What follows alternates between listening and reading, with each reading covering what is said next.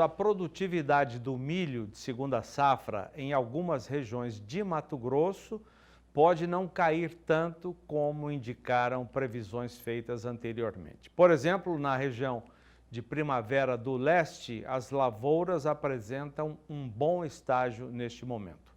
João Pedro Cuti Dias está aqui conosco. Aliás, foi o João que sugeriu esse assunto para o comentário dele, porque vieram informações de lá, né, João Pedro? E Mato Grosso é o grande estado produtor de milho segunda safra. Tem praticamente mais da metade do milho segunda safra vem do Mato Grosso. Como foi um ano muito ruim para a soja, especialmente no início dos meses de setembro e outubro, o pessoal estava com medo que chegasse nessa época e também continuasse um período de calor intenso associado a pouca chuva.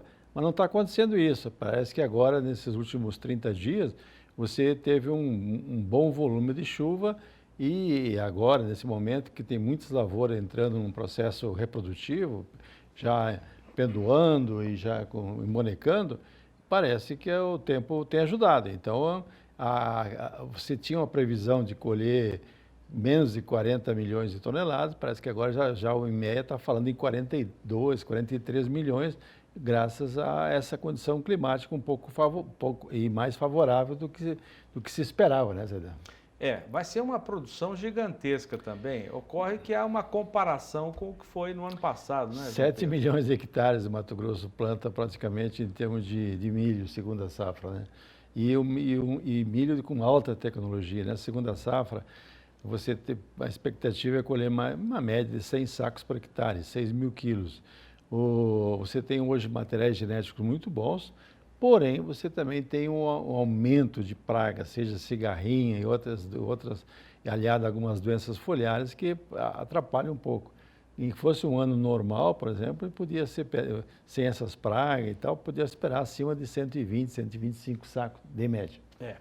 E é bom lembrar que o milho em Mato Grosso está sendo bem disputado, não só para as finalidades que a gente já conhece, mas também, mais recentemente, com a produção de etanol, né? O Mato Grosso é o grande produtor de etanol a partir de milho do Brasil, né? Você tem várias plantas lá distribuídas estrategicamente em todo o estado, e o milho e os compradores de milho passaram a ser um formador de preço, né?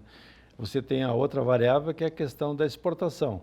Agora você pega um ano em que o preço do mercado internacional está caindo, como está acontecendo esse ano, e você associa transporte, dificuldade de transporte e tal, e nesse momento, com os portos voltados praticamente todos eles para a questão da soja, você fica à mercê do mercado. E o comprador brasileiro, o comprador no mercado interno, à exceção do pessoal de produtor de etanol, ele está comprando da mão para a boca, porque ele sabe que vem uma safra de segunda safra boa, ele vai esperar, na tendência, o mercado estabilizar ou até cair o preço.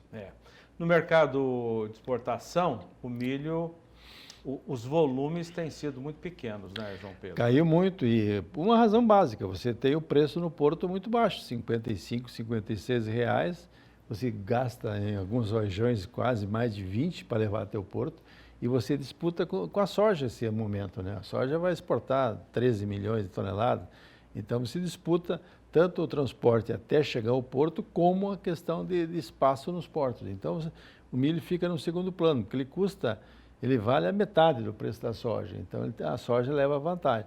Mas no segundo semestre, quando você entra com o grosso da produção de milho segunda safra, vamos ver o que vai acontecer, se o preço do mercado der uma reagida e compensar, a exportação não vai ser os mesmos índices do ano passado, 54, 55 milhões de toneladas, vai vir para baixo. Mas sempre a exportação é um fator importante, porque você é uma válvula de escape. Se o mercado interno não está comprando, passa a ser uma alternativa à questão de exportar. Agora, João, o atual preço do milho tem a vantagem para quem depende dele, né? O suinocultor, o produtor de carne de frango. Essas duas, é que as carnes em geral caíram de preço, né? Esse que é o problema. Você vê todas as carnes, nós mostramos aqui semanalmente os preços de exportação, elas vêm caindo. Não só a bovina, como também o frango, o suíno.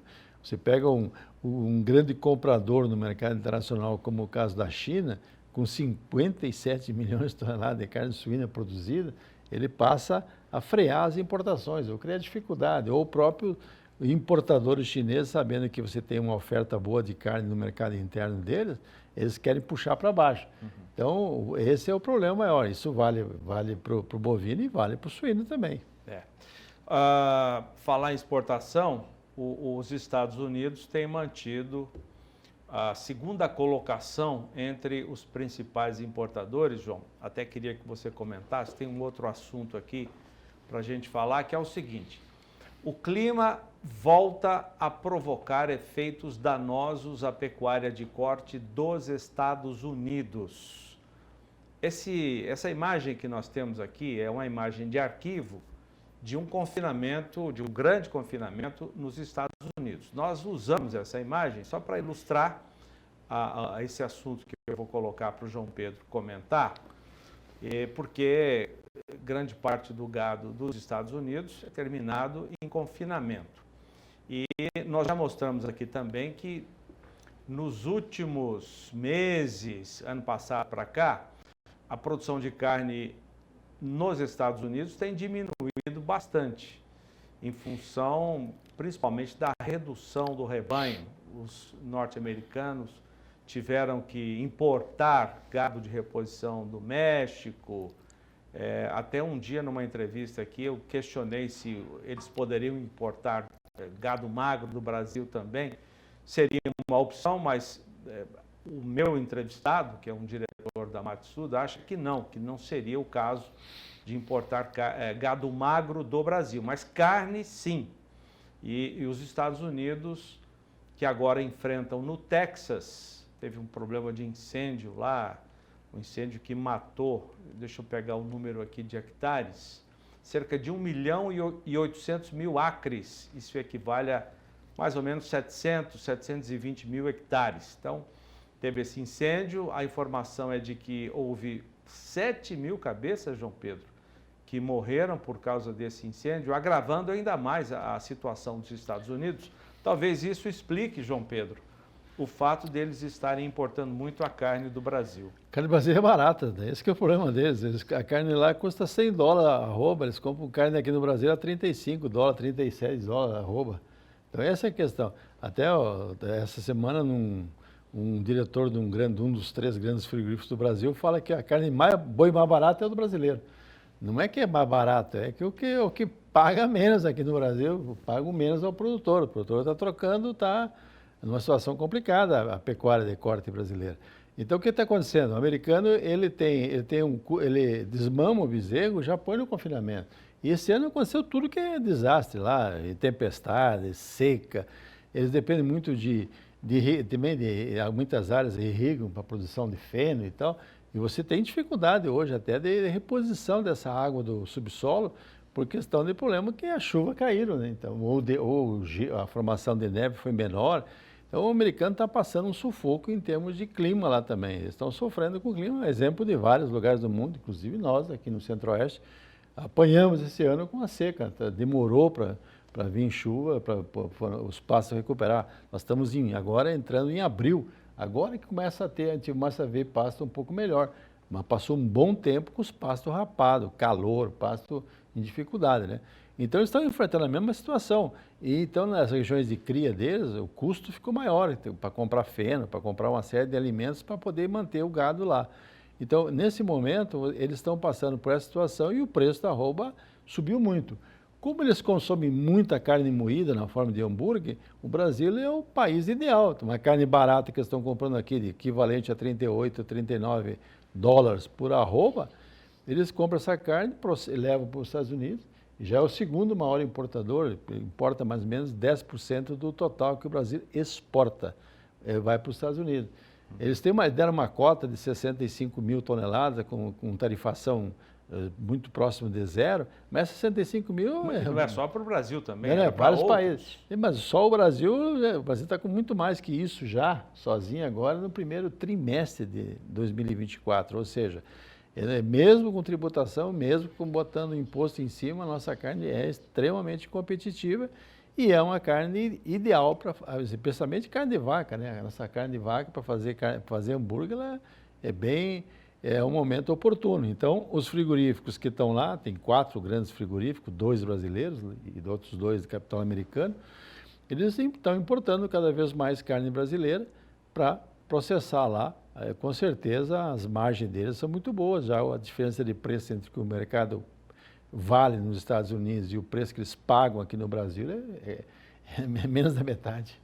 Essa tendência de aumento das importações deve se manter, João Pedro? Creio que sim, não. Estados Unidos do Brasil? A curto prazo eles não vão ter condições de mudar isso aí, né? Você tem outro país que sofreu muito com o clima uns 3 anos atrás, foi a Austrália. A Austrália já está repondo o rebanho dela, né? Mas é que a Austrália produz carne e vende, ela consegue agregar valor muito para a carne dela. Então ela vende para os Estados Unidos, lógico, cortes especiais, esses filé e outros cortes contra filé, etc. E entra em mercados que o Brasil tem pouca penetração, como é o caso do Japão, Coreia do Sul, tal. O que nós precisamos fazer um esforço é mostrar ao Brasil que o Brasil tem condições de chegar. Nós abrimos agora o mercado do México, que era um mercado que nós não tínhamos penetração. A carne no México... Canadá também. Canadá. São 2 países que são grandes, são vizinhos, são limítrofes dos Estados Unidos. Então, com certeza, essa demanda, o preço que está a carne ou o preço que está o animal lá nos Estados Unidos, deve estar estimulando a exportação de animais em pé para poder ser terminado no meio oeste americano ou do Canadá, vindo do Canadá ou do México, né? Obrigado, João Pedro. Valeu, bom Até a trabalho. próxima. Né?